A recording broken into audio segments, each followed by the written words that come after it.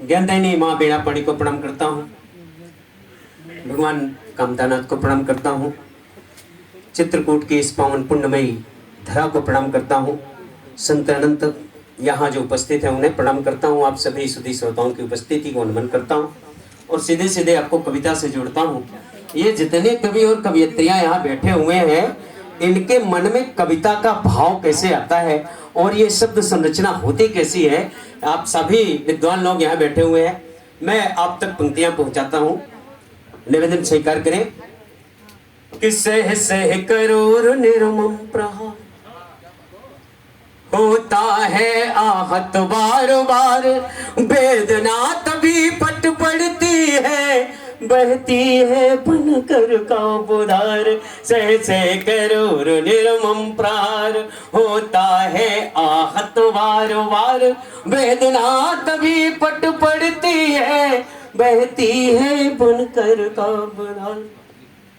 अंत हमें कोई द्वंद कथा करती है, चित विचलित किंचित कोमल करुणा जब निज जल से करती है दृगपट अब सिंचित। तून मुक्त भाव से युक्त सदा, कौन? रचनाकार कवि सृजनधर्मी। उन्मुक्त भाव से युक्त सदा कल्पना जगत का यायावर, आरत की आर्तनाद सुनकर कवि हो जाता किंचित चिंतित। अभिव्यक्ति सदा पर पीड़ा का बनता कविता का संस्कार, वेदना तभी पट पड़ती है, बहती है बनकर का बुधार, बहती है बनकर का बुधार। घन तुम का ओढ़ आवरण जब निश्चिंत सकल जग सोता है, तब निद्रा का परित्याग किए व्याकुल कवि केवल रोता है, व्याकुल कवि केवल रोता है। मनमान सुमान सरोवर से वर्णों के मोती चुन चुन कर, शब्दों के संयोजन क्रम में पीड़ा संपूर्ण पिरोता है। कवि कल्प वृक्ष बन जाता है, करने लगता है चमत्कार, वेदना तभी पट पड़ती है, बहती है पुनकर। और ये भावना आती कहां से? जिस महाकवि की जयंती अभी अभी हमने मनाई, संदर्भ है कविता में, देखें कि यह सतत साधना का प्रयत्न होता है कितना फलदायक, शब्दों की सुषमा का स्वामी बन जाता है जग का नायक। कितनी अनुपम अद्भुत क्रीड़ा होती है काव्य ऋचाओं की, बाबा की हर चौपाई में बसते मेरे रघुनायक, बाबा की हर चौपाई में बसते मेरे रघुनायक। श्री राम नाम पद बंधन से कटने खुलने लगते हैं मुक्ति द्वार, वेदना तभी पट पड़ती है, बहती है बनकर का बुधार। जय जय करोड़ निर्मम प्रहार। और जिस माँ बीणापाणी की आराधना हुई, वो माँ बीणापाणी कैसे आप पे कृपा करती है, कवियों पे कैसे कृपा करती है कि याचक की परम याचना पर माँ द्रवीभूत हो जाती है, करने को नष्ट अमंगल सब तज स्वर्ग धरा पर आती है।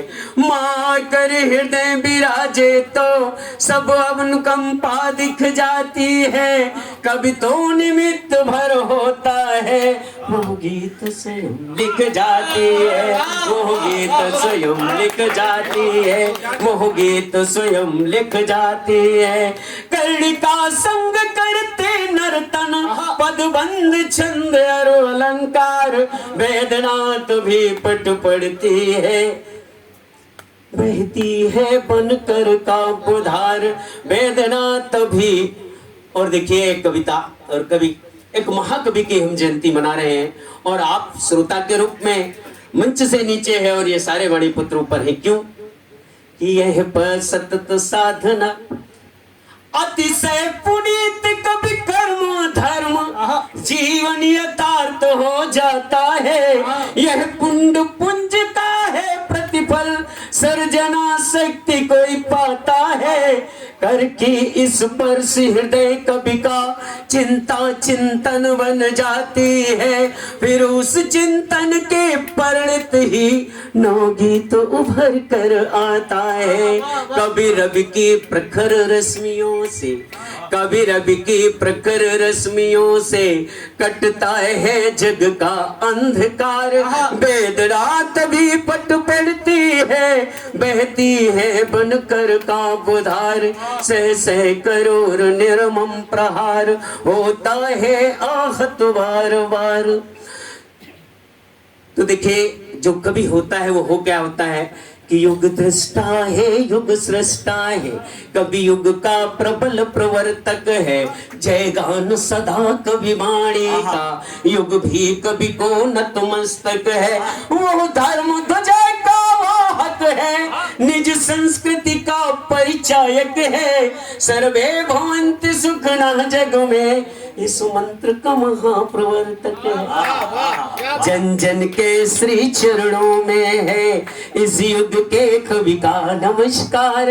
वेदना कभी पट पड़ती है, बहती है बनकर का बुधार। सह सह करोड़ निर्मम प्रहार। और कल स्वतंत्रता दिवस है, कुछ 2-4 पंक्तियां आपको समर्पित करता हूं। मेरे साथ आप लोग भी जय बोलिएगा। सारे कवियों का आपने साथ दिया तो मेरा भी थोड़ा सा साथ दे दीजिएगा।